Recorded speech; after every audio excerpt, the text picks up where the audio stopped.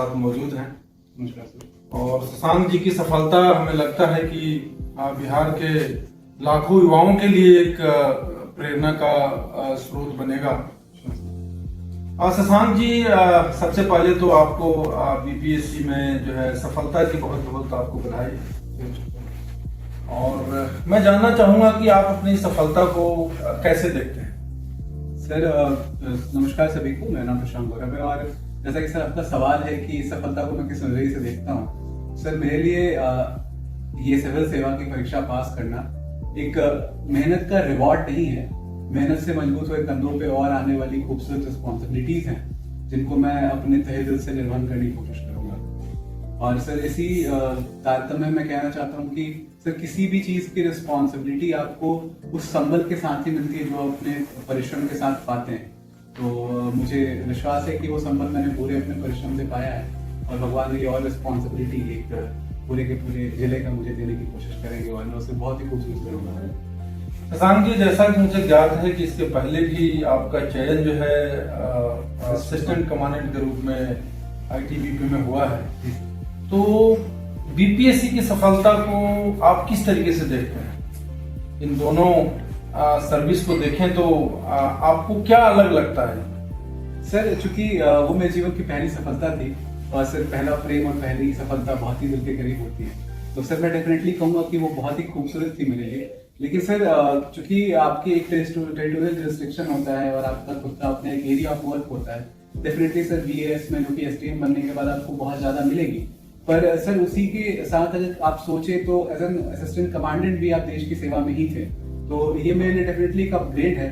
पर सर पहला प्रेम होता है, इसलिए वो भी बहुत ही खूबसूरत था मेरे लिए। तैयारी के दौरान आपने किन किन चुनौतियों का आपको लगता है जिसका आपने सामना? सर सबसे पहले तो सर आपको बहुत ज्यादा मार्केट में सिलेबस और इन सब चीजों के पीछे भ्रांतियां हैं, उन सारी चीजों को बेहतर करना, उनसे दूर होना और खुद को लिमिट करना, ये सबसे बड़ी चुनौती हो जाती है। साथ ही साथ सर एक पेयर प्रेशर होता है कि आपके आसपास जो लोग हैं वो काफी सफल हो रहे हैं और आप उसी इंतजार में बैठे हैं कि कब इस किसी गोल्डन पीरियड में आपका नाम आएगा और आप वही उसी मुस्कान के साथ खोल के और अपना नाम खोज पाएंगे। और यूपीएससी या बीपीएससी जैसी कोई संस्था आपका नाम टाइप भर कर देगी।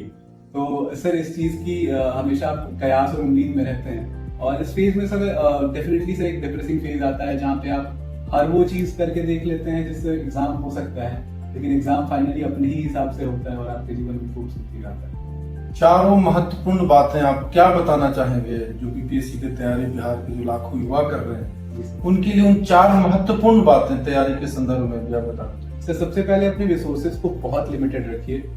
कोई एक किताब एक बार किसी किताब को उठा के और उसकी पहले भाग से लेके अंतिम भाग तक सारी चीजें देख लेना और वाकई में अगर आपको वो एल्योर कर रही है, आपको वो अपनी तरफ आकृष्ट कर रही है, तो उस अगर धारणा के साथ उस किताब को उठाएंगे और उसी पे स्टिक रह के पढ़ेंगे तो सबसे पहले तो आपका रिसोर्स लिमिट हो जाएगा।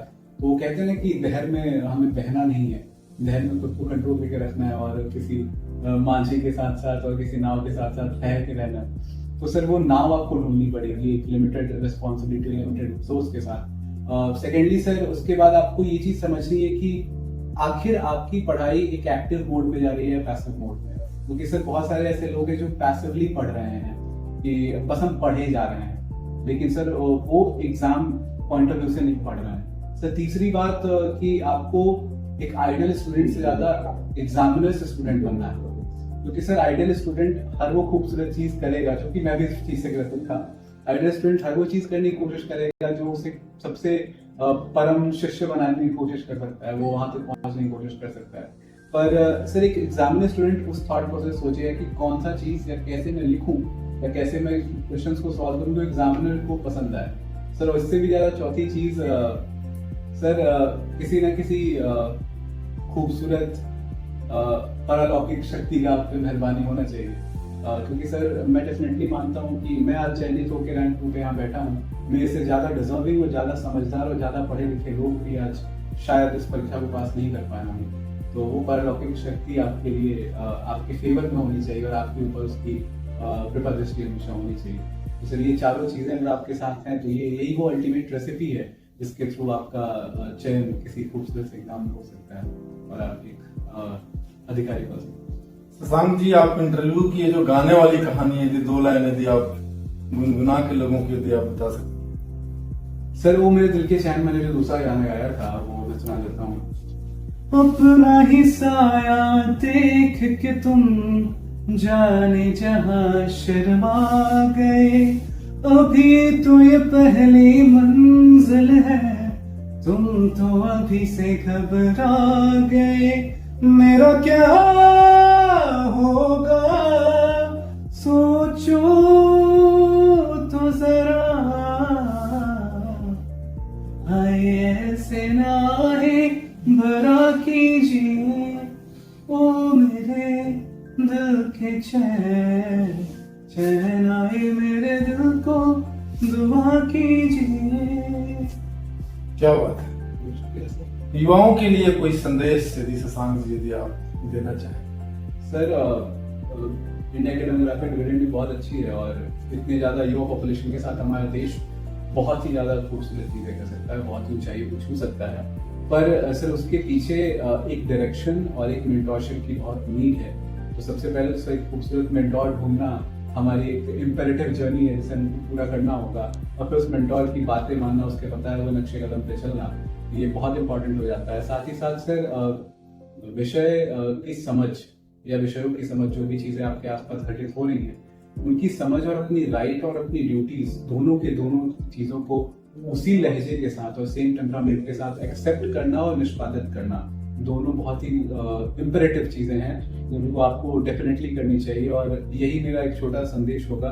हालांकि मैं बहुत संदेश देने वाला इंसान हूँ नहीं, क्योंकि मुझे भी बहुत कुछ सीखनी बाकी है, पर ये मैं खुद भी फॉलो करूंगा और कोशिश करूंगा कि आप सब भी फॉलो करें, और उम्मीद भी आपसे या भी फॉलो करेंगे।